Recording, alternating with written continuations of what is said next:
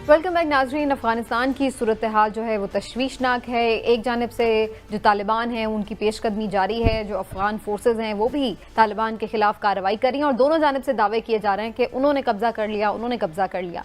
ऐसी सूरत हाल में जो अमरीकी सदर हैं जो बाइडन, उनकी जानिब से एक स्टेटमेंट सामने आया है और उनका ये कहना है कि जनाब हम अफगान तालिबान पर बिल्कुल भी एतमाद नहीं कर सकते, उन पर हमें भरोसा नहीं है। जो सिक्योरिटी अफगान फोर्सेज हैं उन पर हमें भरोसा है, वो उनके साथ टैकल भी कर सकती हैं। लेकिन साथ ही साथ उन्होंने एक और इम्पॉर्टेंट बात की है कि जी पाकिस्तान से हमें तवक्को है कि वो अफगान तालिबान को मुज़ाकरात की मेज़ पर लेकर आए और जो इनके आपस में कोई सेटलमेंट करा सके। तो अब यहाँ पर ये सवाल पैदा होता है कि जनाब क्या पाकिस्तान अब भी अफगान तालिबान पर इतना रसूख रखता है, जबकि वो ये कह रहे हैं कि इमरान खान साहब ये कह चुके हैं कि अब वो वाली सिचुएशन नहीं है। दूसरी बात ये भी है कि अब ऑलरेडी हम देख रहे हैं कि लड़ाई का आपस में शदीद किस्म का आगाज़ हो चुका है। तो ऐसी सूरत में पाकिस्तान के पास क्या ऑप्शंस हैं, और तीसरी चीज़ ये कि अगर अमेरिका पाकिस्तान से कोई ऐसी तवक्को रखता है तो फिर उसने इस बारे में डायरेक्टली पाकिस्तान से बात करने की जहमत तक क्यों नहीं की। अगर वो वाकई को पॉलिटिकल अरेंजमेंट चाहता था अफगानिस्तान में तो उसका इंतज़ार क्यों नहीं किया, उससे पहले ही चलता क्यों बना। तो इन सारी सूरत हाल के हवाले से गुफ्तगू करेंगे। पहले हिलाली साहब की तरफ जाते हुए, हिलाली साहब, जो बाइडन को अब भी पाकिस्तान से क्यों उम्मीद है, क्या चाह रहे हैं वो पाकिस्तान से? नहीं, देखिए, बाइडन को वाकई उम्मीद है इसलिए कि उसको पता है कि हमें अमन चाहिए अफगानिस्तान में, और अमन का मकसद ये है कि जितना भी हमारा क्रेडिट और दोस्ती है अफगान तालिबान के साथ वो हम इस्तेमाल करेंगे और उनको बात करने के लिए, और उनको कहेंगे कि आप बातचीत करें और ऐसे मसलों को इस तरीके से हल करें। मगर मैं आपको ये कहना चाहता हूं कि तालिबान ने तो कमाल कर दिया है। तालिबान मैं देखिए, ये छोटे से ब्रेक में मैंने 4 लफ्ज लिखे हैं। मैंने कहा मैच्योर, स्किलफुल, डिप्लोमेटिक, सोफिस्टिकेटेड। उसका मतलब ये है कि तालिबान ने इस किस्म की डिप्लोमेसी दिखाई है कि कमाल की डिप्लोमेसी है। हम तो कभी ऐसी डिप्लोमेसी इनके साथ एसोसिएट नहीं करते थे।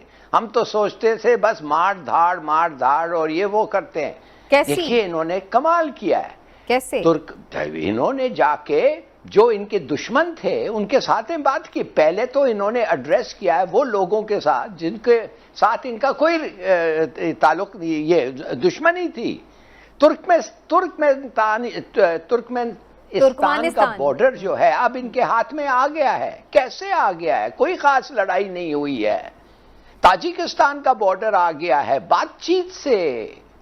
किधर है मसूद, किधर है उसका बेटा, किधर है वो लड़ाई?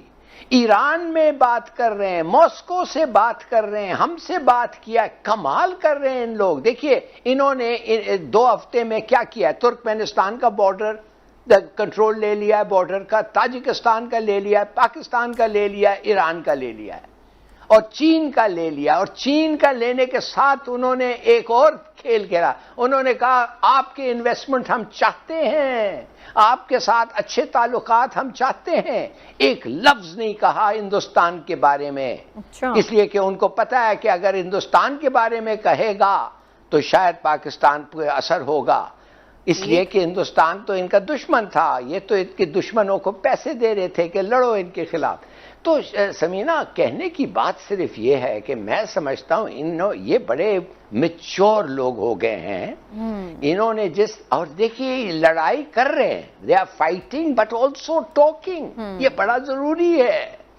और दूर रखा हुआ है हिंदुस्तान को इन्होंने, इसलिए उनको पता है ये कॉम्प्लिकेट करेगा रिलेशनशिप। मैं तो समझता हूं कि ये कमाल का। और देखिए समीना, एक और बात है मैं जल्दी से कह दूं।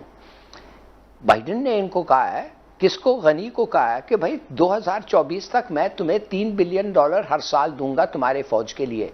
मैं तुम्हें ऐसे ही नहीं छोड़ के जा रहा हूं जैसे रूस चले गए थे और नजीबुल्लाह को एकदम छोड़ दिया। मैं तुम्हें $3 बिलियन दूंगा। अब लड़ो, अगर लड़ सकते हो लड़ो। मगर हो क्या रहा है? हो ये रहा है कि ये बेचारा गनी जो है ये तो एक वर्ल्ड बैंक का इकोनॉमिस्ट है ना, ये तो एक लीडर नहीं है। उसके बाद गवर्नमेंट इसकी बड़ी करप्ट है। मगर सबसे बड़ी बात ये है कि जो सोल्जर्स हैं, जो जवान हैं ANA के, वो हैं पश्तून, और तालिबान भी पश्तून है, और तालिबान उनके साथ शुरू कर दिया है।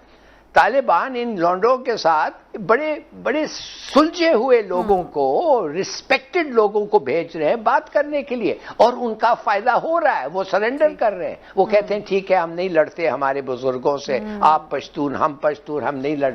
You know, I think it's very interesting. अच्छा, आपने बड़ा इंटरेस्टिंग पॉइंट इसमें उठाया है कि तालिबान सिर्फ जंगजू ही नहीं रह गए, बल्कि वो बड़े वाइजली प्ले कर रहे हैं और डिप्लोमेट भी बन चुके हैं, और उसके साथ और साथ वो हम देख रहे हैं कि वो एंगेज कर रहे हैं पॉलिटिकली भी। ये तो आपका बड़ा ज़बरदस्त पॉइंट आ गया हिलाल साहब। लेकिन जो इसमें मैं अभी जिक्र करती, अफगान वज़ीर ख़ारजा ने पाकिस्तान से उम्मीद जाहिर की है कि जनाब पाकिस्तान अफगान तालिबान को मुज़ाकरात की मेज़ पर ले आएगा। तो एक जानिब हम देखते हैं कि अफगान हुकूमत के जो मुशीर हैं वो पाकिस्तान के अगेंस्ट काफ़ी जहर उगलते रहते हैं, और दूसरी जानिब फिर उम्मीदें भी पाकिस्तान से ही लगाते हैं। ये बड़ी अजीब सी बात है। इमरान साहब से जानते हैं। इमरान साहब, जो हिलाल साहब का तज्जिया है उस पर आप क्या कमेंट करेंगे? वाकई तालिबान बड़ा मैच्योर खेल रहे हैं सारे सिनेरियो में, और फिर अफगानिस्तान जो है एक जाने पाकिस्तान पे इल्ज़ाम तराशियां भी करता है, फिर मसले के हल के लिए देखता भी पाकिस्तान की तरफ है। उसकी बुनियादी वजह यह है कि मैं यहाँ कई दफ़ा आपसे कह चुका हूँ कि अफगानिस्तान में अमन का रास्ता पाकिस्तान से होके जाता है। पाकिस्तान के बगैर अफगानिस्तान में अमन हो ही नहीं सकता। इसका बखूबी अंदाज़ा हो गया है अमेरिका को भी। आप देखें जो बाइडन ने जो कहा है वो वैसे ही तो नहीं कह दिया, हालांकि अभी तक उन्होंने हमारे प्राइम मिनिस्टर को कॉल करना भी और बाहर रास्त बात करना भी मुनासिब नहीं समझा। लेकिन आज उनके सेक्रेटरी खारजा ने शाह महमूद कुरैशी साहब से बात की है। मसला ये इस बात को समझें कि फ़र्क क्या है, मुल्ला उमर और मुल्ला बरादर, इन दोनों में क्या फ़र्क है। वो वाले तालिबान क्या थे और आज वाले तालिबान क्या हैं। आज वाले तालिबान उनसे टोटल डिफरेंट है। उनमें एग्रेशन बहुत ज़्यादा था, इनमें फहमो फरासत ज़्यादा है। फाइनेंशियल टाइम्स में एक स्टोरी छपी है, फाइनेंशियल टाइम्स में जो स्टोरी छपी है लाली साहब, मैंने अपने कॉलम में भी सारा उसका जिक्र किया है। फाइनेंशियल टाइम्स जो आपको पता है एक बड़ा मोतबर समझे जाने वाला जो है अखबार है, उसमें जो स्टोरी छपी, हाँ जी, उसमें जो स्टोरी छपी है उसमें देखें आप, उन्होंने कहा कि जी चाइना ने खुफिया मुआहदा कर लिया तालिबान से। अब खुफिया मुआहदा क्यों किया? इसलिए कर दिया खुफिया मुआहदा कि जो हिलाली साहब बात कर रहे थे, अमेरिका तो उनको छोड़ गया अंधेरे में। अमेरिका तो देखे जब बगराम एयरबेस भी छोड़ गया तो 3 घंटे बाद बताया, यानी कि वहां पे आपको हैरत, हाँ, जागते रहना। आपको हैरत होगी कि जो एयरबेस पे सामान पड़ा था वो बाजारों में बिक रहा है, वो वहां बाजारों में बिक रहा है। यानी अफगान जल्दबाजी में निकल रहा है। हाँ, अफगान हुकूमत को उस वक्त पता चला जब अमेरिकी फौजी वहां से छोड़ के चले गए, लोगों ने वहां सामान लूट लिया, बाजारों में बिकना शुरू हो गया। फिर अमेरिका को ने उन्हें बताया कि जनाब असी चले गए, यहाँ पे संभाल लो। अच्छा, अब चीन के साथ उन्होंने क्या किया, दरख्शा और काशगर उनके दरमियान 76 किलोमीटर का फासला है। एग्रीमेंट इन्होंने ये कर लिया, चीन ने एक एग्रीमेंट ये किया है कि उनके साथ उन्होंने कहा एक तो हम यहाँ पे ट्रेन चलाएंगे, ठीक है, दूसरा उनसे कहा $3.5 अरब आपके साथ यहाँ पे हमने एक तांबे की कान है उसका ठेका ले लिया, और उन्होंने कहा जिस दिन ये ट्रेन चल जाएगी उस दिन ये ठेका 4 गुना हो जाएगा। उसके बाद उन्होंने ये कहा कि हम यहाँ पे आपको रीबिल्ड करके देंगे, और वो रूट क्या इख्तियार किया, उन्होंने कहा लेकिन हम आपके साथ सारा काम करेंगे फाइनेंशियल टाइम्स की स्टोरी के मुताबिक थ्रू पाकिस्तान। अब उसी स्टोरी में इंडियन सफारतकार की जुबानी ये भी बताया गया है कि वहाँ पे वो कहते हैं जी कि जो अमेरिका के मुताबिक इस वक्त अफगानिस्तान में जिसका असर सबसे कम है, जो सबसे कमजोर मुल्क है, वो इंडिया रह गया, इसलिए तालिबान इंडिया को साइडलाइन किए हुए हैं। कहीं जिक्र ही नहीं है सारी तालिबान ने स्ट्रेटजी इस दफा, एक मिनट हिलाली साहब सिर्फ बात मुकम्मल करूं, तालिबान ने स्ट्रेटजी ये अपनाई है कि उन्होंने इस दफा पिछली तरह तक नहीं किया कि बड़े बड़े शहरों पे कब्जे करते हैं। मैंने पिछली दफा भी आपको कहा था उनकी स्ट्रेटजी ये, अब देखें उन्होंने पहले जहां पिछली दफा सबसे ज्यादा लड़ाई थी ना शिमाली इलाका जात में, उन्होंने इस दफा पहले उन इलाकों को कंट्रोल में किया। इसी तरह वो काबल में अभी वो बिल्कुल भी कंट्रोल साइड एरिया से वो आहिस्ता क्लोज हो रहे हैं, वो इस तरह से वो सारे शहरों के साथ इस तरह से कर रहे हैं कि आवाम के साथ वो इंटैक्ट हो जाएं, और फिर वो वहां पे जब रीबिल्ट होगा अफगानिस्तान, अगर इकोनॉमी बेहतर होगी, वहां पे अगर एक्टिविटी बढ़ेगी तो लोग जो हैं खुशहाल होंगे, तो वो खुद ही एतमाद करेंगे उनके ऊपर। बिल्कुल सही है जी। लाल साहब आप क्या कहना चाह रहे थे? मैं ये कहना चाहता हूं जल्दी से कि मेरे ख्याल में एक खुफिया एग्रीमेंट तालिबान और अमेरिकनों के साथ हो गया है। और मैं वो क्यों कह रहा हूं? मैं इसलिए कह रहा हूं कि आपने देखा होगा कि एक पूरा बक्सा उन्होंने खोला कैमरास के आगे, जिसमें कोई बहुत सारे 700 या 900 हथियार थे, वेपन्स और सब चीज उनके साथ था।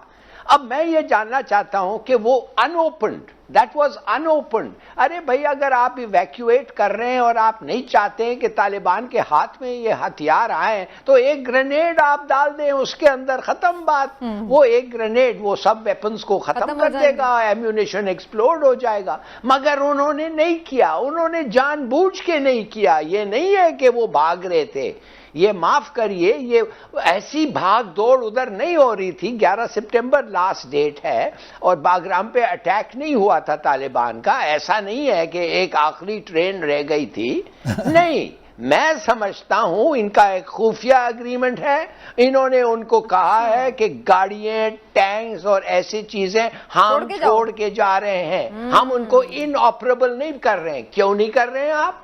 सीधी सादी बात है, 2 बम लगा दो, वो ट्रैक खत्म कर दो टैंक का, और वो 6 महीने तक हिलेगा नहीं। सही है। नहीं, देखिए ये कुछ मुझे आई एम अ लिटिल, लेकिन इसमें एक क्वेश्चन मेरा भी है। हिलाली साहब, अब तो उन्होंने 11 सितंबर की बजाय भी 31 अगस्त कर दिया। उन्होंने कह दिया कि हम 31 अगस्त तक चले जाएंगे। अच्छा, लेकिन हिलाली साहब एक चीज बड़ी इंपॉर्टेंट है। एक जानिब अमेरिका ये कह रहा है कि हमें अफगान फोर्सेस पे तो भरोसा है लेकिन तालिबान पर नहीं। दूसरी जानिब आप कह रहे हैं कि तालिबान से उनका एक एग्रीमेंट भी हो चुका है। अब इस सारी सिचुएशन में आप समझते हैं अफगान फोर्सेस से जो है वो आपस में लड़ाई तालिबान के साथ उनकी जारी रह सकेगी, जो कि आप कह भी रहे हैं कि उन्होंने अफगान फोर्सेस को भी मैंने एंगेज कर लिया हुआ है? Very good question. और मैं आपको बता रहा हूं बाइडेन अपने स्पीच में क्या कह रहा था, और देखिए तालिबान ने क्या किया। पहले चीज उन्होंने ये कहा है, उन्होंने कहा है हम अल-कायदा तो खत्म है, अल-कायदा तो हिस्ट्री है, भूल जाओ। एक ही ग्रुप के खिलाफ उन्होंने कहा है कि दाइश जो है वो हमारा दुश्मन है, the others they've taken care of. देखिए वो कहते हैं दूसरे के, आपने ताजिक का एक लफ्ज सुना है? मुझे बताएं। अहमद शाह मसूद जो कह रहा था अगर एक ही घर रह गया इस पूरे अफगानिस्तान में, उस घर से मैं लड़ूंगा अपने मुल्क के लिए। वो उसका लड़का किधर है भाई? कुछ नहीं, नॉट अ वर्ड। तो मैं ये समझता हूं कि ये एग्रीमेंट हो गया है। तालिबान को पता है, देखिए तालिबान खामखा अपनी गवर्नमेंट खो दिया उन्होंने। कब? जब ये 9/11 में क्या कहा? वो कहते थे अमेरिकनों के, हमारे थ्रू कहा उन्होंने कि भाई हम ये उसामा बिन लादेन को, ना हमने उसको दावत दी है, ना हम उसको ठहराना चाहते हैं, मगर जिस तरीके से तुम समझते हो हम एक आदमी को पकड़ के तुम्हारे हाथ में कर दे, वो इंसिस्ट मत करो। हम अपना कोर्ट्स लाएंगे, एक काजी को बिठाएंगे, जल्दी से हम फैसला करेंगे और वो फैसले में शायद वो गिल्टी हो जाए, तो मत लड़ो। मगर बुश का तो आइडिया ही दूसरा था। बुश तो अपने लिए कर रहा था ना, बुश तो इसलिए कर रहा था बदला लेने के लिए, बताने के लिए अमेरिका पे तुमने हमला किया और हम नहीं छोड़ेंगे। तो दीज पीपल, अब ये जो ग्रुप है, जैसे इमरान याकूब ने कहा है very rightly, this is not Baradar and Mullah Omar. ये स्तानाज़ाई एक आदमी है, इनका लीडर है, ये तो बड़ा सोफिस्टिकेटेड आदमी है, अमेरिका में पड़ा हुआ है। ठीक है। तो इमरान साहब, अफगान फोर्सेस तालिबान से निपटने की सलाहियत रखती हैं? मैं आपको बताता हूँ। पहली बात, अब समझे क्या है, अफगान फोर्सेस तो खुद देखिए उनके कितने लोग छोड़ के तो तालिबान के साथ मिल रहे हैं। इसका मतलब है फिर आने वाले दिनों में लड़ाई बढ़ेगी नहीं, कम हो जाएगी? नहीं, लड़ाई बढ़ेगी, लेकिन आप उसको पहले मामले को समझे। चीन में बैठ के तालिबान के लीडर ने क्या कहा? चीन में बैठ के, आप सोचे कि कहाँ बैठ के, सर ये बड़ा सिग्निफिकेंट है। उन्होंने कहा कि जनाब हम अल-कायदा, टीटीपी और जो उनकी है तुर्किस्तान इस्लामिक मूवमेंट, ये सब जो है ये ख़त्म है। हम अफगानिस्तान की सरजमीन को किसी भी मुल्क के खिलाफ इस्तेमाल ना होने की जमानत देते हैं। क्यों चाइना में बैठ के ये कहा? इसलिए चीन के साथ बैठ के कहा कि उन्हें पता है कि अमेरिका के बाद सबसे ज्यादा उनकी मदद चीन ही कर सकता है, इकोनॉमी उसकी इतनी मजबूत है, वो ही इनके साथ कर सकता है। और वन बेल्ट रोड जो है, चीन उसके जरिए से उनके सारी डेवलपमेंट करके तुर्कमानिस्तान यानी रूस तक अपने मामला को ठीक कर सकता है। उन्होंने और क्या कहा, अब आप देखें उन्होंने पूरी दुनिया को अपना क्या फेस दिया इस दफा। वो कहते हैं जी अफगानिस्तान दाइश को रोकने के तमाम इकदाम किए जाएंगे, मंशियात की पैदावार ख़त्म कर देंगे, तालिबान नस्ली अक़लियतों के हकूक़ का एहतराम करेंगे। अब आप सोचें मुल्ला उमर के दौर में या तालिबान के पिछले दौर में ऐसी बातें वो कर सकते थे? मॉडरेशन हो गई है तालिबान। तमाम शहरियों को इस्लामी कानून अफगान रवायात के तहत तालीम का हक हासिल होगा, स्कूल और अस्पताल मामूल के मुताबिक काम जारी रखेंगे, अफगानिस्तान में मौजूद बैनुल अक़वामी इमदादी तंजीमें अपना काम जारी रखेंगी। ठीक है, और बैनुल अक़वामी सॉफ्ट इमेज दे दिया आखिरी इंसानी बैनुल अक़वामी इंसानी हकूक ग्रुप्स मिशन बंद ना करें। बिल्कुल ठीक हो गया। यानी ये अब आप चीजें देख लें कि 90 वाली दहाई के तालिबान तो इन चीजों पे सोचना भी बात नहीं। अब वो भी अपना सॉफ्ट इमेज लेके एक मॉडर्न इमेज लेकर आ गए। मॉडर्न इमेज को छोड़ दें, उन्हें इस बात का यकीन हो गया कि इन चीजों के बगैर वो चल नहीं सकते और उनको, उनकी कौम को और उनके मुल्क को इन चीजों की जरूरत है। चलिए होपफुली अगर